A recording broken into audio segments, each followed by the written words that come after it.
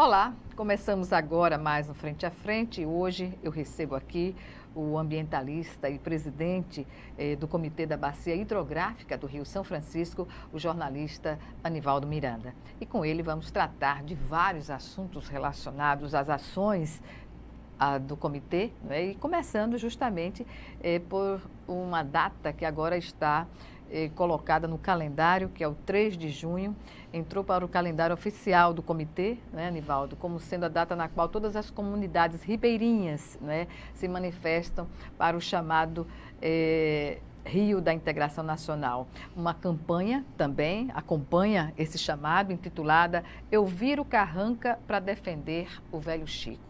Portanto, a cada ano, o comitê dá uma entrevista coletiva em algum estado, não é? E desta vez, o estado que vai receber a entrevista é o estado de Sergipe, no qual vai ser lançado também essa campanha. É isso, Anivaldo? E eu agradeço antecipadamente sua presença aqui mais uma vez para discutir um assunto tão importante que diz respeito, sobretudo, a nós, nordestinos, não é? Pois é, agora, muito obrigado aqui mais uma vez pelo espaço. Nós criamos uma campanha nacional, essa já é, se eu não me engano, a 4ª edição, exatamente para divulgar as causas da defesa, não é, do Rio São Francisco e dos seus afluentes. E como conduto também para mobilizar a opinião pública no sentido de multiplicar as ações que são necessárias para impedir que os processos de degradação natural dos ecossistemas da bacia hidrográfica do Rio São Francisco não se agravem e, por outro lado, como conduto para conscientizar mais as populações e informá-las também em maior detalhe sobre o diagnóstico dos problemas da bacia e os caminhos para a sua solução. Então, a campanha Eu Viro Carranca para Defender o Velho Chico, que tem esse lema muito apropriado, porque Carranca tem a ver com São Francisco e tem a ver também com o imaginário que as pessoas têm da defesa, não é, desse patrimônio. Pois é, foi uma sacada muito criativa, né, da área de comunicação do comitê. Isso virou uma espécie de mantra, né?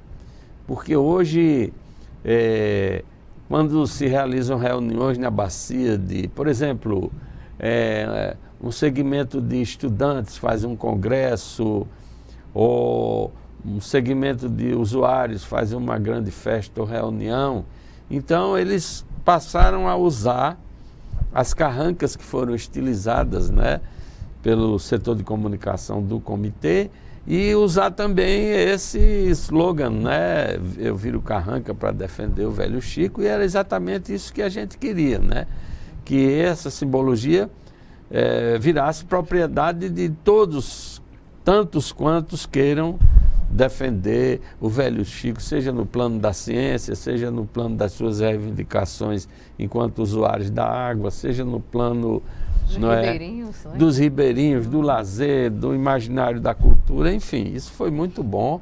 E em Aracaju, dia 3, nós vamos iniciar mais uma campanha, Eu Viro Carranca para Defender o Velho Chico, sempre com uma entrevista coletiva, né, onde o comitê faz um balanço das atividades de um ano inteiro, dos seus projetos, dos desafios da bacia, dos grandes debates, né, e do grau de aplicação do plano de recursos hídricos da bacia, que é aprovado, tem metas, tem diretrizes, e a gente deseja, então, informar sobre tudo isso e o diagnóstico também climático e da qualidade e quantidade das águas. Ou seja, é uma espécie de prestação de contas das ações do comitê, né? E ali se abre um debate também sobre as questões mais, digamos assim, relevantes do ponto de vista da manutenção desse trabalho, como também da defesa do que se postula o comitê na defesa do Rio. E a gente chama não só representantes de grandes emissoras, né, de rádio, TV e grandes jornais, Redes, né? E redes nacionais, mas a gente também convida o blogueiro lá de uma cidade, não é, do Brasil profundo, longínqua, digamos, lá de Bom Jesus da Lapa, né, lá do fundo do semiárido, né, de Jacobina, enfim, de cidades emblemáticas, porque hoje com o avanço da internet, né, não importa onde você estiver no globo inteiro, você está conectado. E é uma maneira também de motivá-los, né? Nós que somos jornalistas sabemos o quão importante é quando você tem a oportunidade de conhecer um assunto e conviver com ele de forma mais estreita, né? E é isso que a gente faz, não é? Claro, em Aracaju, a coletiva vai anteceder também um outro evento, que é a abertura do segundo simpósio dos pesquisadores e cientistas da Bacia do São Francisco. Que a gente vai detalhar mais na frente, porque é um evento emblemático, não é, para essa discussão. Mas, Anivaldo, o que dizer hoje da questão das ações do comitê, quando o comitê foi um árduo crítico da transposição do Rio e o que sem antes ocorrer, claro, a revitalização. E o que nós estamos vendo é já a transposição sendo executada e os problemas que vêm junto com o que foi colocado, antes, né? Qual a avaliação que o comitê faz hoje do processo de transposição? Olha, a transposição, né, das águas do São Francisco no Nordeste setentrional, porque são águas da bacia do Rio São Francisco, da bacia hidrográfica do Rio São Francisco, serão transpostas para as bacias do Nordeste setentrional. Por isso que a gente chama de transposição. A água sai de uma bacia, de um rio, de uma bacia e vai para rios de outras bacias ou serem distribuídas em outras bacias. Nós sempre dissemos que as escolhas que foram feitas, técnicas, né, elas foram, já naquela época, muito equivocadas, feitas de forma apressada, assodada, com interferência de interesses subalternos, e é evidente que... Impublicáveis até. Impublicáveis em muitos casos, mas a verdade é que todos que com sobriedade e seriedade se deparavam sobre aquele projeto já sabiam que o projeto estava mal feito, mal concebido, né? E que aquilo criaria grandes problemas para o futuro. Se você colocasse o modelo que foi aprovado na balança de custo-benefício, né, aquilo gerava muitas dúvidas. Então a transposição está, de fato, sendo concluída em termos dos seus dois eixos, o eixo leste, que sai daqui de Itaparica, sobretudo para atender Pernambuco, Paraíba e de alguma forma o Rio Grande do Norte, e o eixo norte, que sobretudo atende o Ceará e o Rio Grande do Norte e talvez uma parte da Paraíba. Então, esses dois eixos já estão sendo concluídos, 94% das obras dos dois eixos já estão concluídas, 100% do eixo leste, e ainda falta um pouco, se eu não me engano, 94% do eixo norte. Mas terminar os dois eixos, que são grandes canais de cimentos, com obras de elevatórias. São obras estruturantes. Estruturantes, A parte estrutural da transposição. A parte estrutural dos dois canais, porque eles depois vão desaguar em rios intermitentes, ou seja, rios secos, que depois vão chegar a açudes e daí eles serão distribuídos em redes de distribuição para municípios. Enfim, é todo um emaranhado. E quando a gente diz a transposição está chegando ao seu fim como conclusão de obra, isso efetivamente não não corresponde à verdade. Na realidade, a água vai chegar, mas depois você terá que fazer obras complementares nos estados, como, por exemplo, o Cinturão das Águas no Ceará, para que a água da transposição, depois que passar pelos seus 2 canais, chegar nos rios intermitentes, e daí, né, chegar aos reservatórios, e daí chegar aos municípios ou às áreas onde haverá, isso será muito limitado, a atividade de agricultura. Isso tudo conforma, não é, um grande universo ainda de obras e de ações. De grande complexidade. De enorme complexidade. Quer dizer, o comitê foi um crítico da transposição na época, que ela ainda era um projeto, que nós já antevíamos, não é, que o exagero na concepção desse projeto que o Brasil faz com essa megalomania, não fazia sentido. Você tinha soluções de engenharia mais simples, tinha estudos e projetos mais rentáveis, como, por exemplo, o projeto Atlas Nordeste, que consiste em uma série de ações, não é, espalhadas no semiárido para aproveitamento de água da chuva, construção de cisternas, de barragens subterrâneas, enfim, uma série de pequenas intervenções de rápido retorno, e em alguns casos adutoras, etc., que no contexto de um semiárido de quase 1 milhão de quilômetros quadrados, teriam levado soluções que, conjugadas com um projeto de transposição mais simples, né, menos ambicioso do que esse que foi feito e mais sustentável, já teriam, evidentemente, contribuído muito mais aqui no Nordeste para resolver a questão da crise do que isso que está aí. Isso que está aí ainda é um abacaxi de enormes proporções que ainda vai ter que ser descascado. Pois é. E como nós temos a região Nordeste como a mais, digamos assim, a mais preocupante ainda, né? Apesar aqui no estado de Alagoas, do canal do Xingó, né?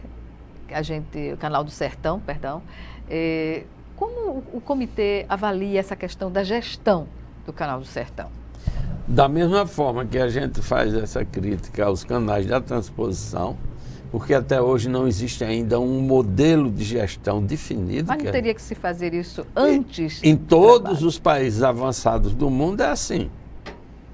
Só em países onde a cidadania é muito, digamos assim, frágil, onde você não tem democracia, em estados ditatoriais e tal, onde se fazem as coisas do jeito que os poderosos querem, é que você coloca o carro à frente dos bois. Quando você vai fazer um projeto dessa magnitude, você tem que, além do projeto de engenharia, que precisa ser muito bem estudado, da solução técnica a ser dada, você, paralelamente, já tem que produzir o modelo de gestão que você vai ter para aquele projeto. Então, o que ocorre com a transposição ocorre também com o Canal do Sertão. Eu, pelo menos, não conheço até hoje qual é o modelo de gestão para o nosso Canal do Sertão. Como é que você primeiro termina uma obra e depois... É como você construir um caminhão e depois você decidir como é que vai...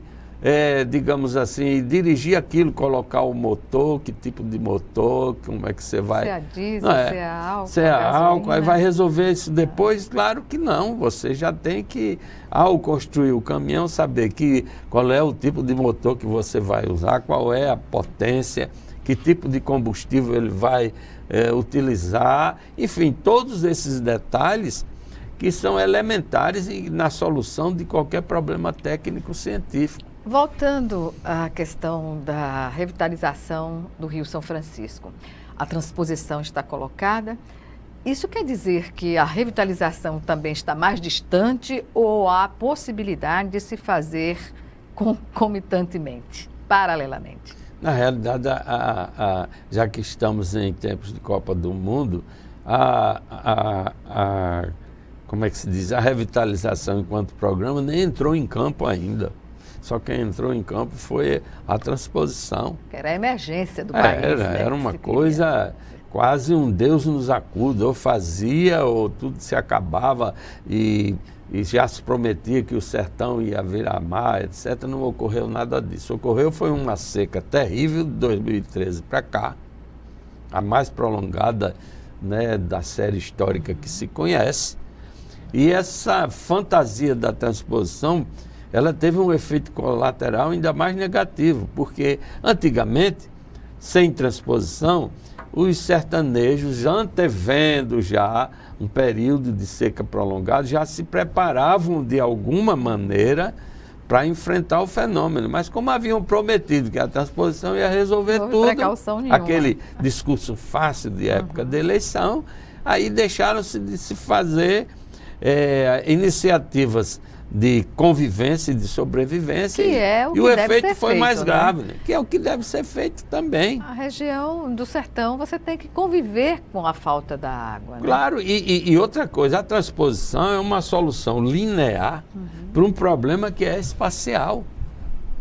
Entendeu? Não basta você, como eu disse aqui, criar 2 canais lineares, depois você tem que saber como é que você vai interligar essa água em miríades, né, de para não pontos. Correr o risco de algumas comunidades em locais de difícil acesso, ou em regiões mais longínquas, nunca receberem a água, né? Agora eu tenho sempre o cuidado de dizer o seguinte, nós também não vamos ficar chorando o leite derramado, né, ou chorando as pitangas, como se diz. A transposição já está feita, já se gastou aí 10,6 bilhões, o preço inicial era 4 bilhões, mas já foram gastos 10, e o Tribunal de Contas da União calcula em 20 ainda, com as obras complementares, e há outros especialistas que acham que vão chegar em 30. Então agora não adianta mais você voltar para o passado e ficar olhando pelo retrovisor. Claro. O comitê agora é partícipe dessa grande tarefa, embora tenha sido crítico, agora de transformar isso de alguma forma numa solução. Um benefício, né? E um benefício. Para as populações. Tanto dinheiro já foi posto nisso. Aí. Exatamente. Olha, nós vamos chamar agora o nosso primeiro intervalo, é rapidinho, frente a frente, volta em 1 minuto. Até já.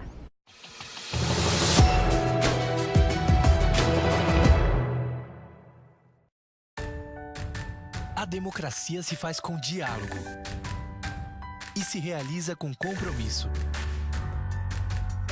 Democracia também é feita com doação e se completa quando existe colaboração. Democracia se faz mesmo com participação de todos. Venha fazer parte dessa ação. Cadastre-se como mesário voluntário no site do TRE do seu estado. Vem pra urna, eleições 2018. Justiça Eleitoral. Dengue, zika, chikungunya. Falamos ao vivo do Mundo Consciente. Aqui todo mundo tampa a lixeira, tira a água do pneu, põe areia no vaso de planta. Nossa, quantos mosquitos aqui! Ô vizinho, colabora aí. Por que você ajuda a mudar? Porque eu quero um mundo consciente. E você?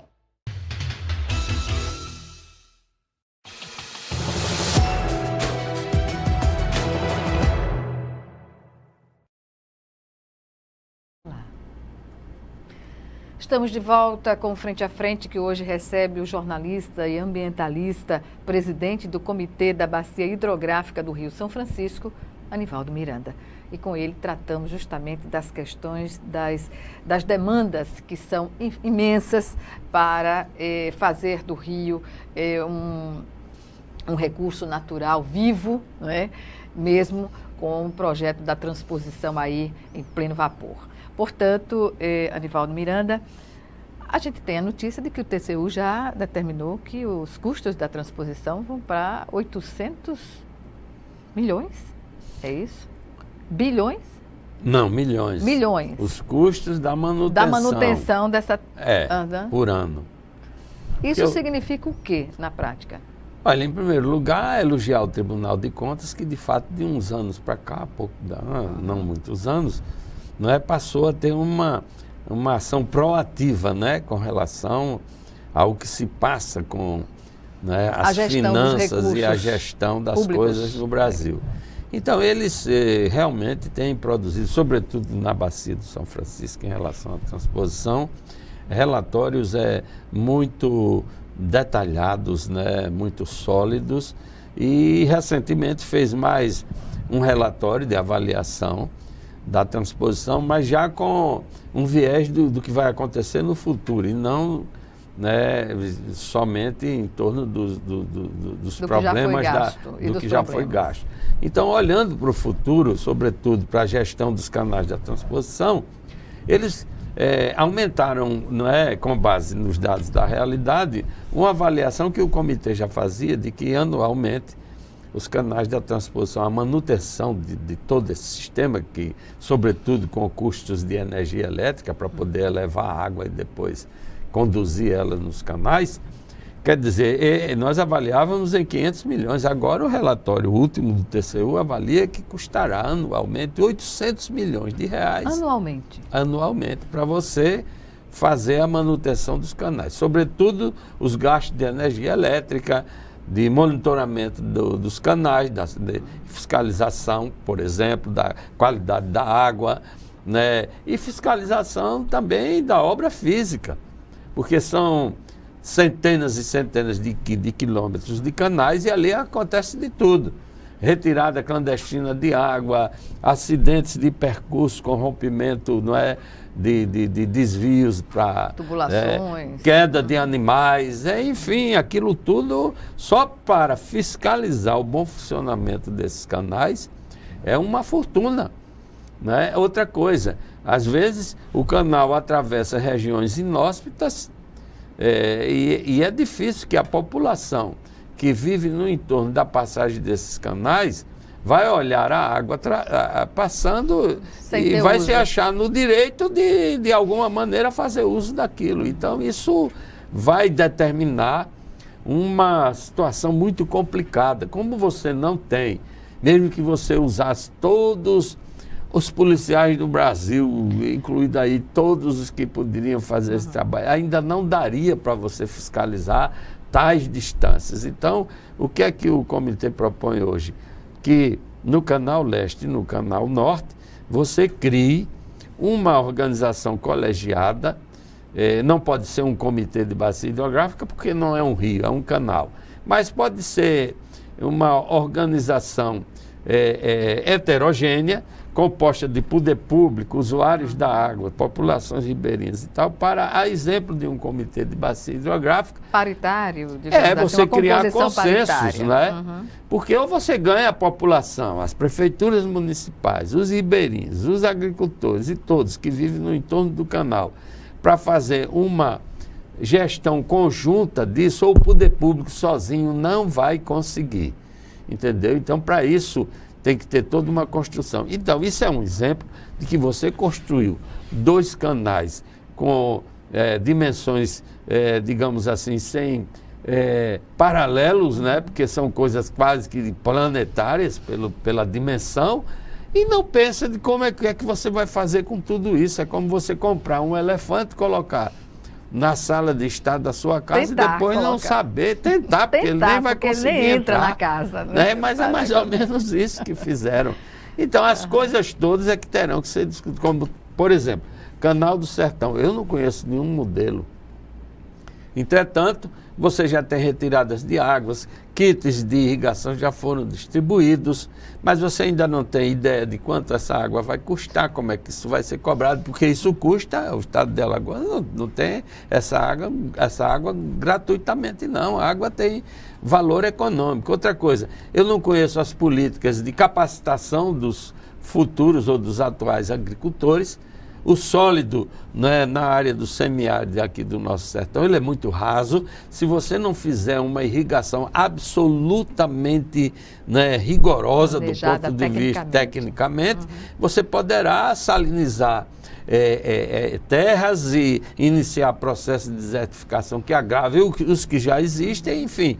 Então eu acho que... É urgente, né, resolver essa situação. Urgente. Você não pode mais pensar em fazer obras físicas de engenharia no Brasil, se ao mesmo tempo você não constrói os modelos da sua gestão, né? E o comitê até se propõe a usar, ajudar nisso.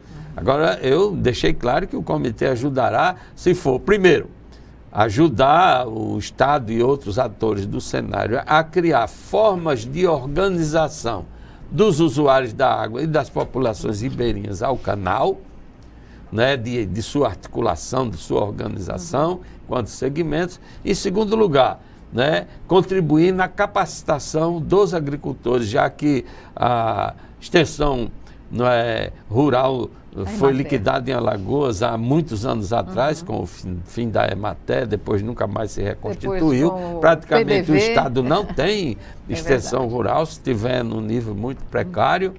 Quer dizer, então nós até nos associamos, porque isso é urgente. O canal precisa ter um modelo de gestão. E tem que ser um modelo de gestão sustentável. Não vai agradar todo mundo, mas é evidente que todos que vai manter têm que... o canal cumprindo o seu papel. Claro. O seu papel. Pois bem, falemos agora sobre este segundo simpósio de pesquisadores da Bacia do São Francisco, que acontece na cidade de Aracaju, um dia após o lançamento da campanha da coletiva que o comitê vai proporcionar lá em Sergipe, precisamente em Aracaju. E a anfitriã desse simpósio vai ser justamente a Universidade Federal de Sergipe, é isso? Exato. A última universidade que sediou o nosso simpósio foi a Universidade do Vale do São Francisco, a Univas, lá em Petrolina e também em Juazeiro. A universidade atua e tem campos, outros campi, avançados, se eu não me engano, vai ter no Piauí, tem aqui em Paulo Afonso, enfim, é uma universidade lá do semiárido que tem uma proposta muito boa, muito moderna enquanto universidade, e fez o primeiro simpósio há 2 anos atrás. E essas questões serão colocadas também durante esse simpósio, também. Não é? Dentro de mais de um viés de pesquisa do que de gestão direta e de ação. Mas a gente precisa muito da ciência nesse contexto. Para respaldar, né? Exatamente, e principalmente as questões de ordem mais estratégica, o estudo dos aquíferos, o estudo das mudanças climáticas, a incidência disso numa região semiárida, o estudo também de formas alternativas de energia, etc, etc. Então, o primeiro simpósio foi muito bom. Os sergipanos reivindicaram, sobretudo em nome da Universidade Federal de Sergipe, levar o segundo encontro para lá, foi o que nós fizemos. Tivemos uma reunião, eu não estava lá, mas outros diretores do comitê estiveram com o reitor da Universidade de Sergipe.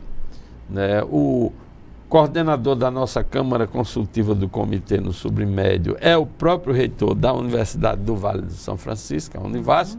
Então ele foi até Aracaju, foi uma conversa de reitor para reitor, mas no contexto do comitê, porque o comitê tem forte participação também das universidades.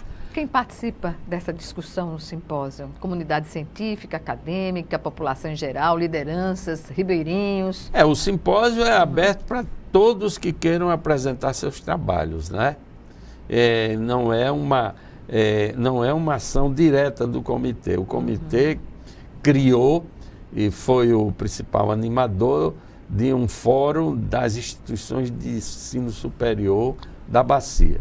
Então, o comitê é um membro, digamos assim, honorário desse fórum, mas o fórum é constituído por todas essas universidades. Aqui a Universidade de Alagoas faz parte, a de Sergipe, a da Bahia, a Federal, outras são particulares. Ia perguntá-lo justamente sobre a participação da Universidade Federal de Alagoas nessa temática. O que dizer? Não vem participando porque o primeiro encontro de definição desse fórum foi feito durante um evento, já faz algum tempo, alguns anos, aqui da UFAL. Era um evento alternativo, não me lembro mais o nome, não era a Bienal do Livro, não, era um outro evento. E nós reunimos pela primeira vez aqui, foi até no Centro de Convenções aqui em Maceió, representantes da Universidade Federal de Minas, estava lá da Federal da Bahia, outros, e foi ali que começou-se a criar o Fórum das Instituições. Depois ele avançou, não é? No primeiro simpósio lá em Juazeiro e Petrolina, ele teve melhor definição, e agora o fórum já é constituído como uma associação civil, mas que une pesquisadores de todas essas universidades, e é de fato a instituição que lidera o simpósio, evidentemente com um forte apoio do comitê. Anivaldo, o que dizer da 34ª plenária ordinária do comitê, que aconteceu nos dias 17 e 18 deste mês, no município de Lagoa da Prata, em Minas Gerais? Que avaliação, que balanço você faz dos resultados dessa plenária? Foi uma reunião muito boa, e eu acho que algumas coisas foram importantes. A primeira delas é que nós criamos a Câmara Técnica de Águas Subterrâneas, porque no Brasil você faz mal e porcamente a gestão das águas superficiais. Mas da água subterrânea praticamente não existe a gestão. E muito menos a gestão integrada de águas subterrâneas com águas superficiais. Mas a comunidade científica internacional sabe do quanto nós temos aqui. Claro, né? Claro. Você não pode explorar uma água estratégica como é a água subterrânea sem saber exatamente o quanto de água você tem. Num rio de superfície, é evidente que não custa muita coisa você avaliar a vazão desse rio. É fácil você medir. Olhar, né? Pois é. E todas visual. É visual. Exatamente. Mas a água subterrânea, principalmente de aquíferos profundos, isso é muito complicado. Mas isso não é desculpa para você começar a dar outorga de direito de uso dessa água. Carro-pipa, ficar fazendo abastecimento nas cidades. Como é que você pode conceder uma coisa que você não sabe? Digamos que você tem um tanque encoberto no solo. Aí você fica usando a água sem saber quanta água você tem, é mais ou menos isso que a gente está fazendo. Então criamos uma Câmara de Água Subterrânea que vai se debruçar sobretudo em cima da questão do aquífero Urucuia e do aquífero Bambuí. São dois aquíferos. Em que região? Fica a partir ali do oeste de Minas Gerais, né? Mas ele se espraia pelos territórios de Minas, Tocantins, sul do Piauí e sul do Maranhão. Quer dizer, um enorme aquífero, evidente que é bem menor do que o aquífero Guarani, que é um dos maiores do mundo, mas só que esse aquífero Urucuia, combinado com o Areado, combinado com o Bambuí, ele é fundamental para as vazões do Rio São Francisco. Então, o que ocorre no oeste da Bahia, em cima do aquífero Urucuia, interessa hoje a todos os estados da bacia e agora aos estados da transposição também. Quer dizer, que lá do sul do Piauí até o Ceará, essa questão do aquífero Urucuia é importantíssima e é estratégica. Agora nós criamos, portanto, a Câmara de Águas Subterrâneas, foi uma resolução histórica, eu diria até, e o segundo momento que a gente pode falar e detalhar ainda foi o protocolo de intenções que nós assinamos com o governo de Minas Gerais. Perfeito. Bem, vamos chamar agora, claro, nosso segundo e último intervalo. Em 1 minuto, o Frente a Frente está de volta. Até já.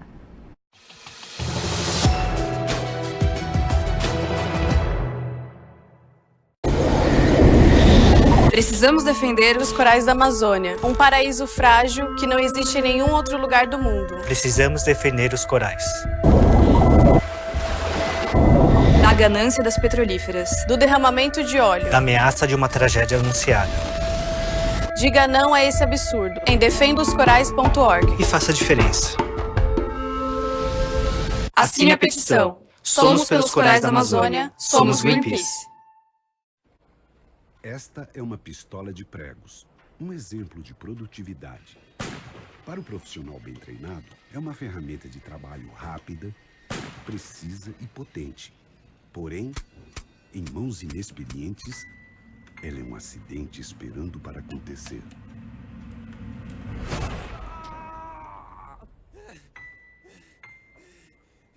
Programa Trabalho Seguro. A prevenção é o melhor caminho.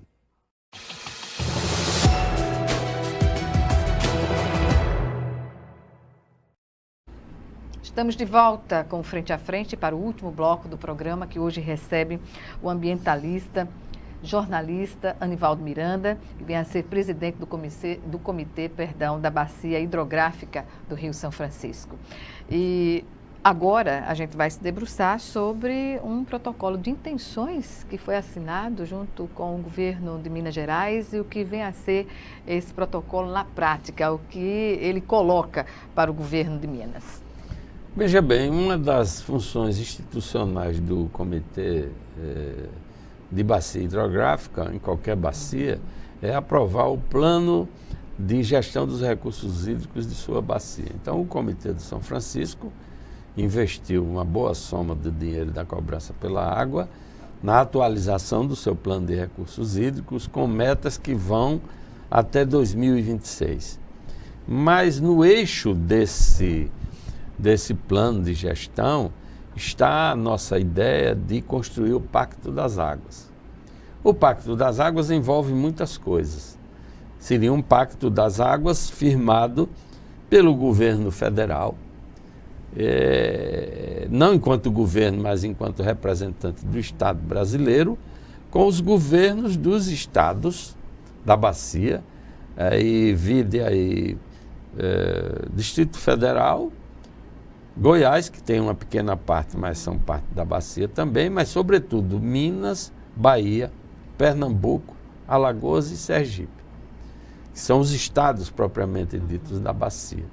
Então o Pacto das Águas é fundamental porque os grandes afluentes, rios afluentes ao São Francisco, que garantem a água do São Francisco, além do aquífero Urucuí que eu já falei, são os grandes rios de Minas Gerais e um pouco menos da Bahia também. Então, os rios de Minas e da Bahia são os responsáveis, né, principalmente em determinados períodos do ano, pela vazão do Rio São Francisco. Mas é importante que no processo de ocupação do território brasileiro, do crescimento econômico e tudo isso, você defina o planejamento de recursos hídricos de cada estado e defina também quanto de água eles vão entregar na calha do Rio São Francisco. Quanto é de água que o Velhas vai entregar, Rio das Velhas, o Rio Paraopeba, o Rio Pará, não é? Os rios da Bahia, Carinhanha e outros, etc, etc. Quanto é de água que esses rios vão entregar à calha do São Francisco? Então, se você quiser para o futuro desafiante desse século XXI, que será um século do aquecimento global. Se você quiser falar em gestão sustentável da água, essas coisas precisam começar a ser definidas. Minas Gerais tem que saber o que é que a Bahia pensa. Alagoas tem que saber o que é que Pernambuco pensa. Não é? Sergipe precisa saber. Ações coordenadas. Ações coordenadas. Exatamente. Para ter um aproveitamento maior. E para você garantir disponibilidade de água. Esse Pacto das Águas interessaria, sobretudo, os governos de Sergipe e de Alagoas. Infelizmente, o governo de Alagoas, não falo só o governador e os executivos do governo, não, eu falo a classe política como um todo, até a elite econômica também, enfim, os agentes da economia, eles estão muito afastados dessa realidade. Só que a bacia do São Francisco tem praticamente a metade do território dos municípios de Alagoas inserido nela. E mesmo os que estão fora dependem, né, e muito da disponibilidade hídrica do São Francisco. O Rio São Francisco representa 70% da disponibilidade de água doce da região Nordeste. Então estamos construindo esse pacto como? Nós, primeiro, estamos firmando os protocolos de intenção, de cooperação. Depois... Mútua, né? Tem que ser mútua mesmo. Exatamente. Aí vamos criar uma metodologia para definir as vazões de entrega, mas vamos também trabalhar em outras direções. Mudança da matriz energética. Justamente o que ia perguntar. Exatamente. Porque a gente observa no Brasil estados do Sul e Sudeste buscando alternativas, né, como energia solar, eólica, enfim. E no Nordeste brasileiro, onde se tem a maior necessidade, né, da energia que venha dessas possibilidades alternativas, quase não se percebe nada. E tem sol o ano inteiro. É porque nós temos a oligarquia política mais bruta, mais tosca do Brasil inteiro, que não pensa o seu próprio território. Quer dizer, o uso do cachimbo entorta a boca. Tiveram um domínio, né, desde os tempos da colônia tão arrasador numa sociedade desigual, que efetivamente não pensam com padrões do desenvolvimento do futuro, não tem visão estratégica sobre as coisas. O nosso semiárido continua sendo tratado, é quase 1 milhão de quilômetros quadrados, como se não prestasse para nada, é mato seco, não tem água, etc. Isso é uma grande mentira. O nosso semiárido tem pouca água, mas água suficiente para ter um formidável desenvolvimento.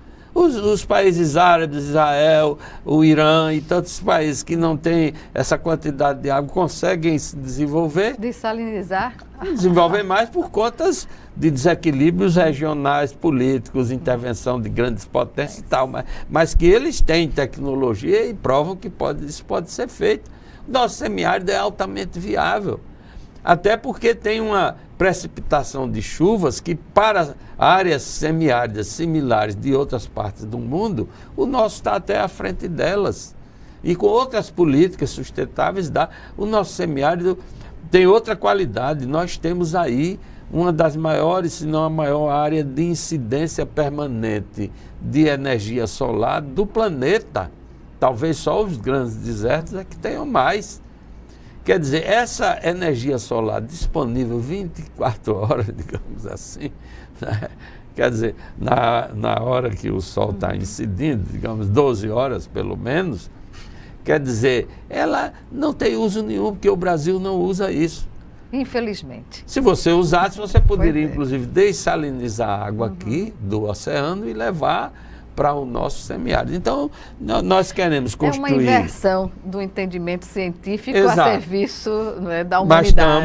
Mas firmamos já com o governo da Bahia, firmamos agora com o governo de Minas Gerais, vamos firmar com um dos outros estados, e a construção que a gente quer é isso, determinar as vazões de entrega, mudar a nossa matriz energética e agrícola, fazer um uso, né, e estabelecer os instrumentos da gestão hídrica em todos esses estados. Pois bem, agora vou abrir um parênteses no final da nossa entrevista, nós estamos 3 minutos finais, acredito, e para a gente falar justamente sobre o cenário, né, político, partidário, eleitoral, com Anivaldo, que é um militante político, e hoje o que é que a gente observa nesse contexto? Vivemos uma fase de extremismos, tanto de direita quanto de esquerda, porque não se pode negar que é justamente isso que está ocorrendo, e nesse processo, qual a avaliação que você faz? Você que está despiliado, não é, do PCB, não, perdão, do PPS, perdão. Hoje eu estou sem filiação, mas nunca deixei, evidentemente, de dar minha parcela de contribuição e nem de interpretar o contexto político.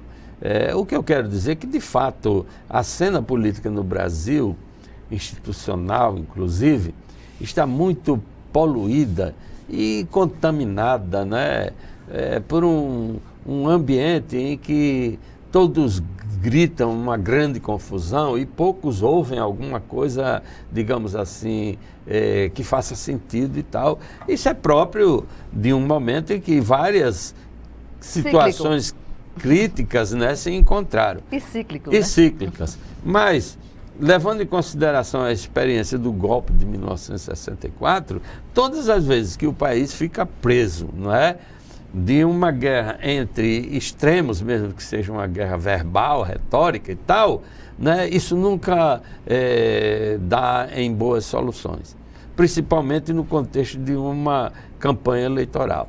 Então, na realidade, eu acho que as forças democráticas têm que colocar no centro desse debate questões que não aparecem nos últimos debates eleitorais, que são, sobretudo, as questões estruturais do país, como gestão de água, matriz de transporte, matriz agrícola e tal, que desapareceram do cenário. Então, o nosso esforço é fazer com que obrigar todos os candidatos a dizerem qual é a opinião deles sobre privatização da Eletrobras, sobre transposição das águas do Rio Tocantins, sobre esse modelo de transporte louco, que você carrega a carga em cima de pneus e etc, etc, para você poder qualificar melhor esse debate. Mas eu diria que o país precisa realmente de uma saída ainda mais democrática, né? Resolva a questão da corrupção, resolva as questões estruturais do país para, de fato, a gente poder avançar.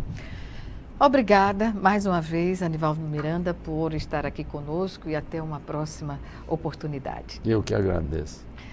Ficamos por aqui. Obrigada a você também e até o nosso próximo encontro, frente a frente.